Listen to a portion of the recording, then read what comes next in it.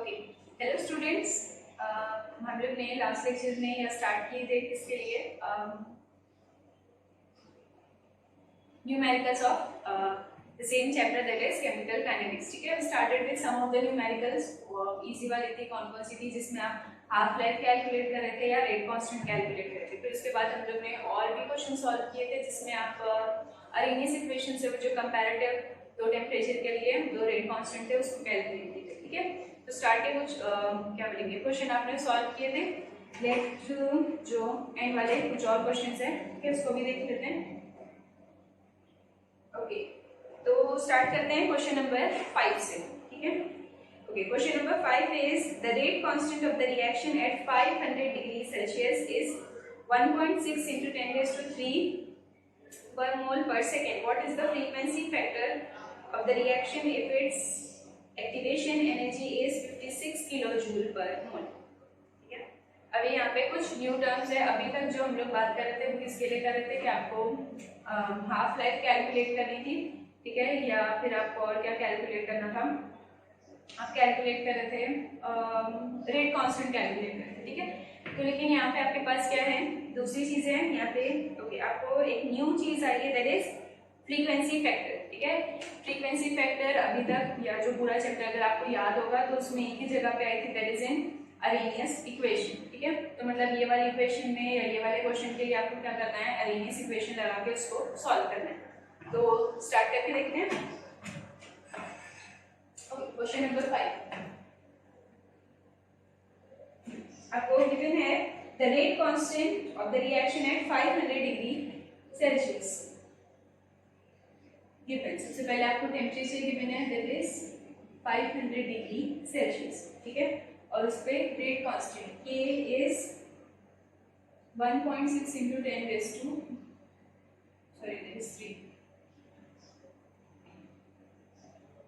per mole per second. What is the frequency factor of the reaction if its activation energy is 56 kilojoule per mole? ठीक है, आपको activation energy given है 56 kilojoule पर मोल। ठीक है, और आपको फाइंड करनी है frequency factor that is A। ठीक है, ओके, इसके लिए आपके पास फॉर्मूला है। तो फॉर्मूला क्या है, formula is K is equals to A into E raised to minus EA upon RT। अब आप इसको कैलकुलेट कैसे करोगे, तो अरेनियस इक्वेशन को आप डायरेक्टली कैलकुलेट नहीं कर सकते, तो इसलिए आपको क्या करना पड़ेगा, इसको थोड़ा सा पहले इक्वेशन को ही आपको सॉल्व करके इन टर्म मतलब ऐसे मॉडिफाई करना है कि आप इसको क्या कर सकते हो, इजीली कैलकुलेट कर सकते हो। तो बेस्ट मेथड इज आप क्या करोगे, यहाँ पे लॉग अप्लाई करोगे। ठीक है, तो it will be like this हो जाएगा, दिस विल बी लॉग। अगर मैं लॉग अप्लाई करूँ तो वो नेचुरल लॉग अगर यूज किए तो ये क्या हो जाएगा, माइनस ए अपॉन RT। सिंपल है, आपको समझ में आया कैसे किया हम लोग ने यहाँ पे। ओके, ठीक है, अगर मैं लॉग अप्लाई करूँ तो ये क्या हो जाएगा, log K is equals to log A plus log of this. ठीक है, लेकिन ये क्या है, E के पावर में, तो अगर आप इसमें लॉग अप्लाई करोगे तो वो क्या हो जाएगा, क्योंकि ये नेचुरल लॉग भी क्या है, log to the base E है, तो ये E और ये E मतलब ये डायरेक्टली आपका जो पावर है वही बचेगा E अपॉन RT। ठीक है, अब क्या कर सकते हो, इसको हम लोग डायरेक्टली सॉल्व नहीं कर सकते नेचुरल लॉग को, इसलिए आपको इसको कन्वर्ट करना पड़ेगा लॉग टू द बेस 10 में। तो लॉग टू द बेस 10 में कन्वर्ट करने के बाद इक्वेशन विल बी लाइक,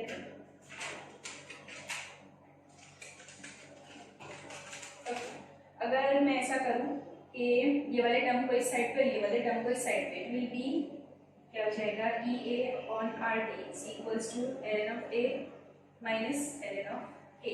ठीक है, log A minus log B will be log A by B, और यहाँ पे क्या है आपके पास, EA अपॉन RT।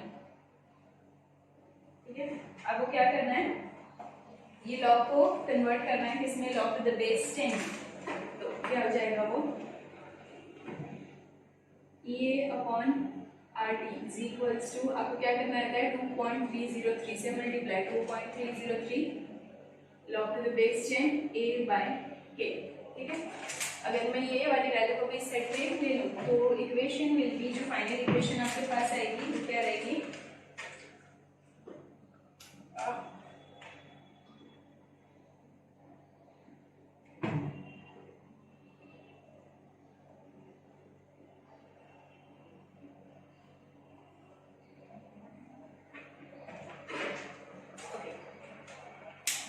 तो आपको बार बार ये सॉल्व करने की जरूरत नहीं है, जस्ट टू शो के ये इक्वेशन ये साइड पे कैसे ट्रांसफॉर्म हुई। तो हम लोग ने क्या किया, आपके पास जो अरेनियस इक्वेशन है, according to Arrhenius equation k is equals to a into e raised to minus EA upon RT।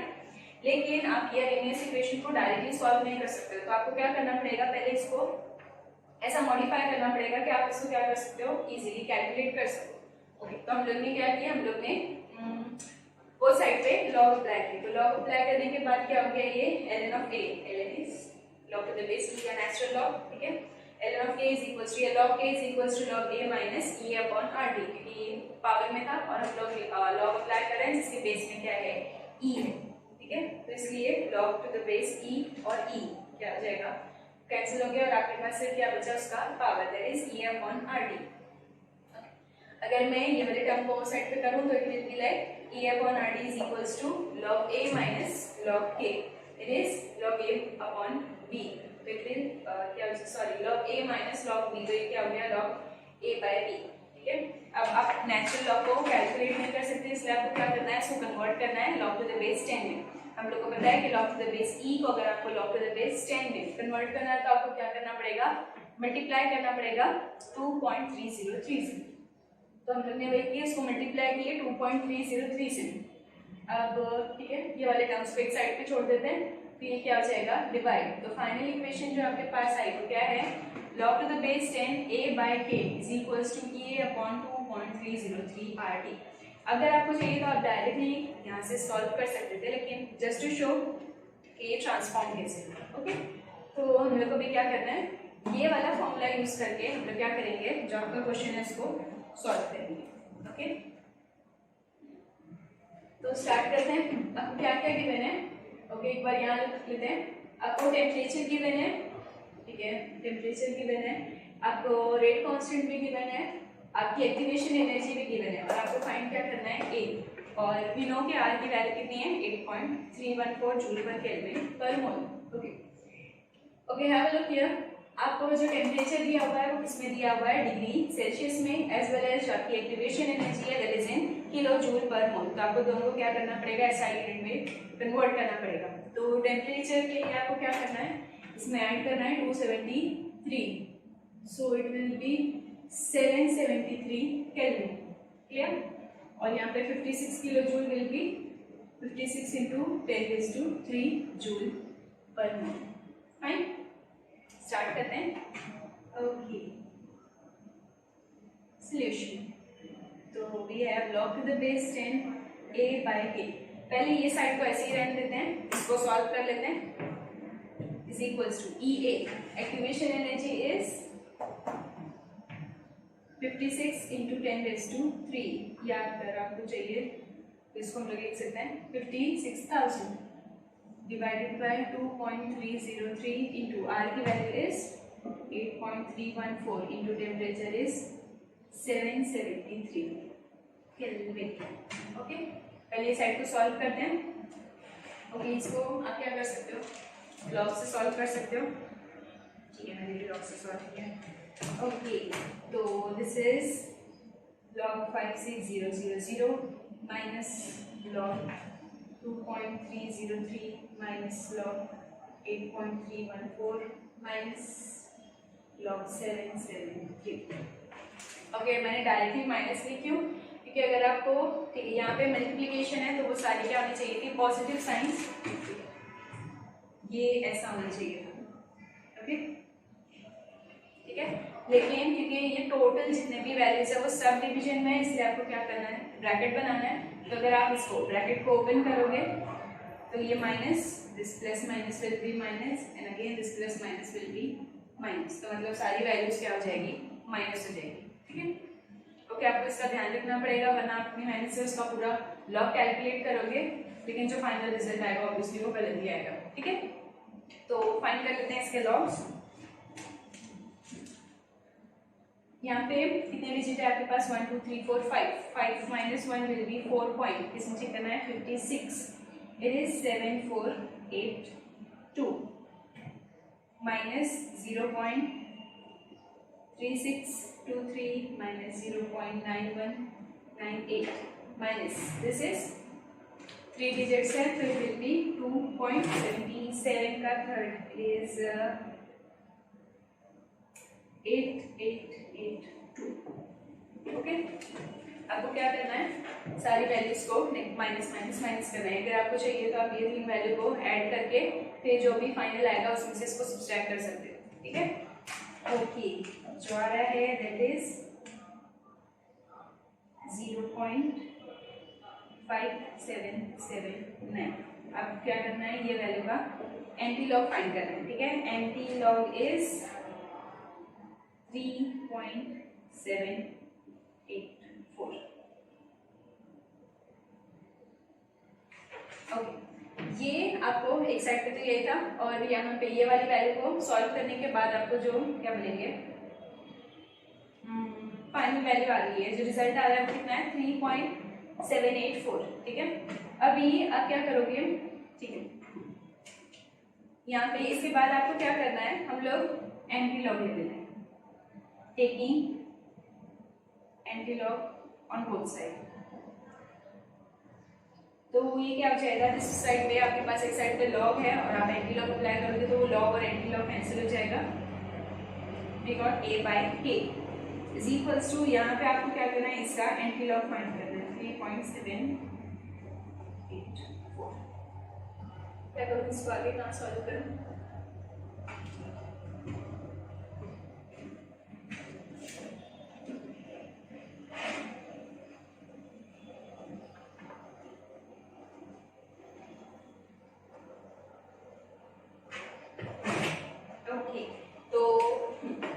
अगर आप डायरेक्टली एंटी लॉग लोगे तो आपको अब एंटी लॉग कैसे लेना है? 0.78 के फोर्थ कॉलम में, ठीक है।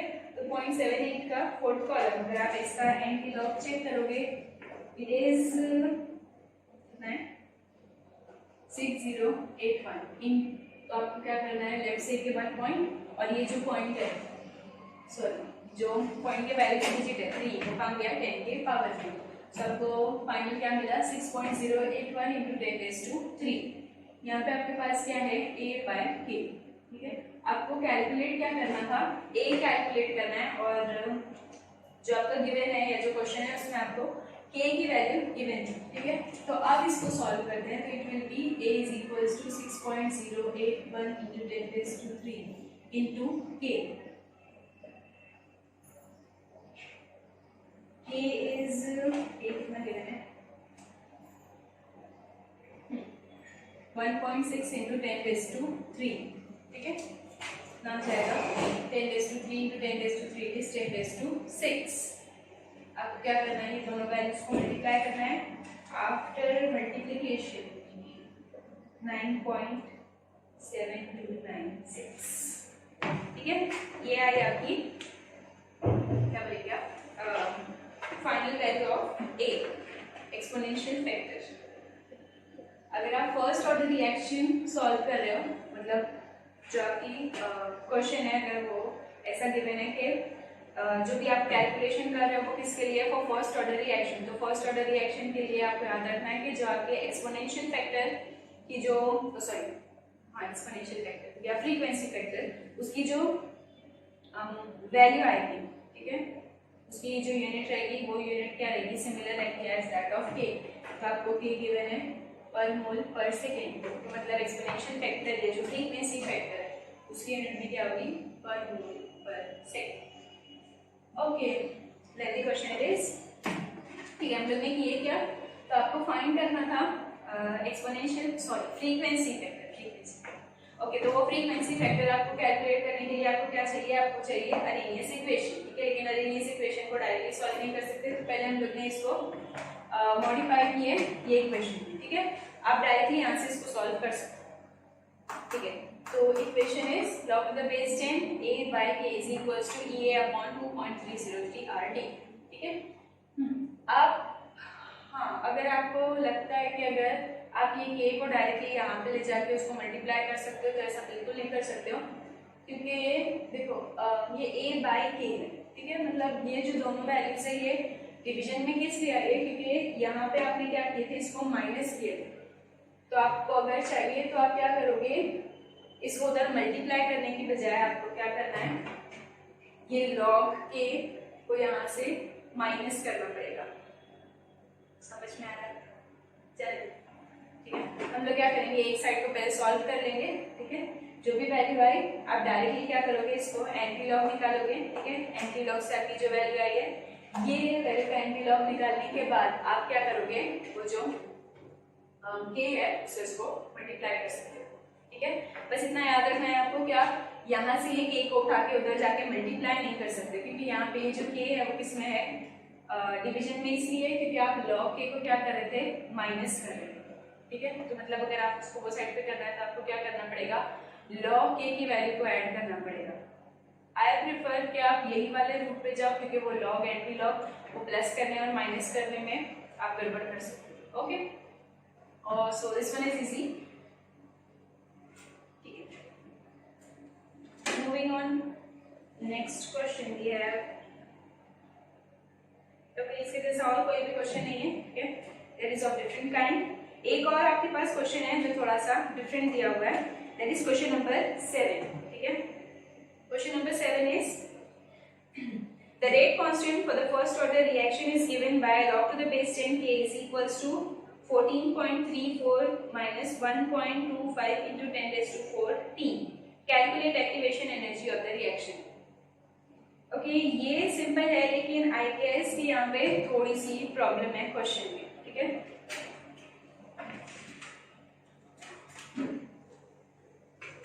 Okay question number 7,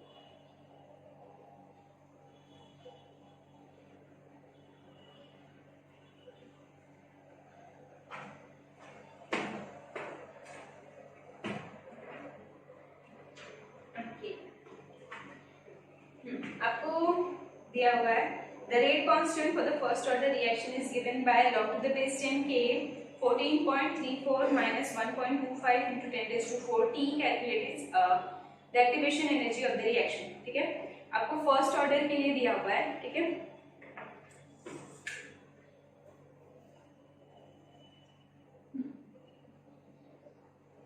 question number 7, equation आपको गिवन है log to the base 10 k is equals to 14.34 minus 1.25 into 10 raised to 4 t, ठीक है। और आपको बोल रहा है ये क्या है, ये फर्स्ट ऑर्डर रिएक्शन है, मतलब फर्स्ट ऑर्डर रिएक्शन के लिए आपकी इक्वेशन है, और आपको फाइंड करना है एक्टिवेशन एनर्जी, ठीक है। तो फिर से अगर आप क्या करोगे, वो अरेनियस इक्वेशन यूज करते हो, तो again from Arrhenius equation start करते हैं। इसका जो सॉल्यूशन है वो क्या रहेगा,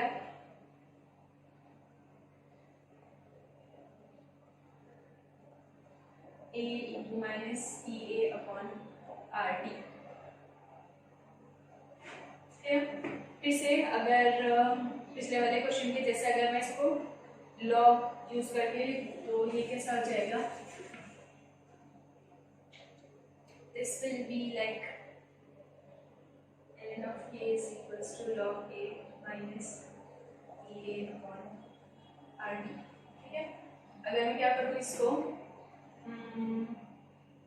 तो कन्वर्ट करो फिर से log to the base 10 में, तो ये इक्वेशन कुछ ऐसे दिखेगी।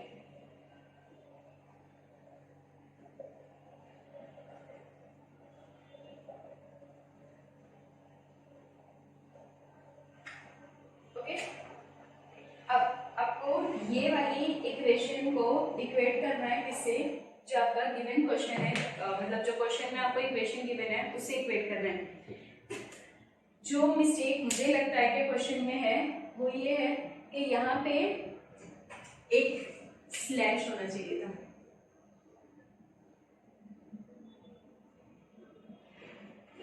Why so? Because अगर आप ये अरेनियस इक्वेशन को, मतलब अगर यहाँ पे इसको क्लियरली अगर आप देखोगे तो यहाँ पे आपका जो टाइम वाला फैक्टर है वो टाइम वाला फैक्टर कहाँ पे है, डिनोमिनेटर में, ठीक है। लेकिन जो आपको इक्वेशन गिवन है वहाँ पे आपको टाइम डायरेक्टली गिवन है, मतलब into 10⁴ डायरेक्टली आपको दिया हुआ है t, ठीक है। अगर आपको फाइंड करनी है एक्टिवेशन एनर्जी, आपको सिर्फ क्या करना है, ये दोनों इक्वेशन को इक्वेट करना है। This is log to the base 10, ठीक है। यहाँ पे आपको एक वैल्यू दी हुई है, this value should be of probability, ये किसकी हो सकती है, log to the base 10 a की हो सकती है। मतलब ये क्या है, ये दोनों वैल्यू, मतलब ये जो गिवन वैल्यू ये क्या है आपकी a की वैल्यू है, ठीक है। इसको साइड करना है, मतलब ये जो बाकी बचा हुआ है, ये जो बची हुई चीज है वो कहाँ से आई है, ये जो फाइनली जो आपका लेफ्ट आउट वाला पार्ट है क्या है, ये अपॉन 2.303 RT, ठीक है। तो मतलब ये दोनों को आप अगर इक्वेट करोगे तो आपको जो एक्टिवेशन एनर्जी है वो मिल जाएगी।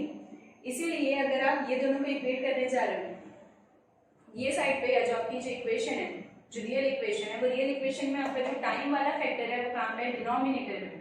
सो आई गेस कि ये इक्वेशन में भी यहाँ पे they are missing a slash, ठीक है। मतलब वो जो टाइम है वो एक्चुअल में कहाँ पे होना चाहिए था, डिनोमिनेटर में होना चाहिए था, या टाइम के ऊपर पर की साइन होनी चाहिए, मतलब पर मिनट या वैसा वाला, ठीक है। आपको क्या करना है, let this be equation 1 and this is equation 2। आपको सिर्फ क्या करना है, इक्वेट करना है, इक्वेटिंग इक्वेशन 1 एंड 2। तो आपको 1 और 2 से क्या मिलेगा, सो ये वैल्यू क्या है, log to the base 10 a की है, मतलब जो आपकी ये वाली वैल्यू ये कहाँ से आई है, e अपॉन 2.303 RT। तो we have EA upon 2.303 RT is equals to 1.25 into 10⁴ by t। Like आप यहाँ से टाइम को कैंसिल कर सकते हो। अगर आपने मतलब अगर वैसा नहीं होता तो यहाँ पे कोई चांस नहीं था कि आपका वो टाइम वाला जो पार्ट है वो कैंसिल हो जाए, और अगर आपको टाइम आप कैंसिल नहीं कर पा रहे हो तो इसको आगे सॉल्व कैसे करते, क्योंकि क्वेश्चन में आपको टाइम गिवन नहीं है, ठीक है। और इक्वेट करने के बाद एकदम सिंपल है कि यहाँ पे टाइम डिनोमिनेटर में आना चाहिए, वो न्यूमरेटर में नहीं जा सकता है, ठीक है। Okay, so what we have, EA is equals to 1.25 into 10⁴ into 2.303 into R is 8.314। मतलब सिंपली आपको सिर्फ क्या करना है, ये EA के लिए आपको ये सारी वैल्यूज को मल्टीप्लाई करना है, मुझे करना पड़ेगा, ठीक है। अगर आप इसको मल्टीप्लाई करके देखो,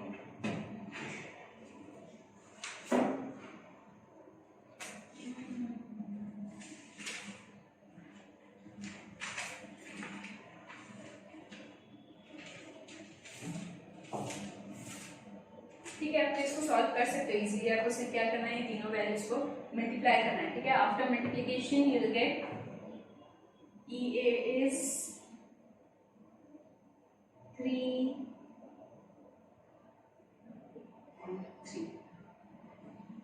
into 10⁵। किस में आएगा, ये जूल में आएगा, जूल पर मोल, ठीक है।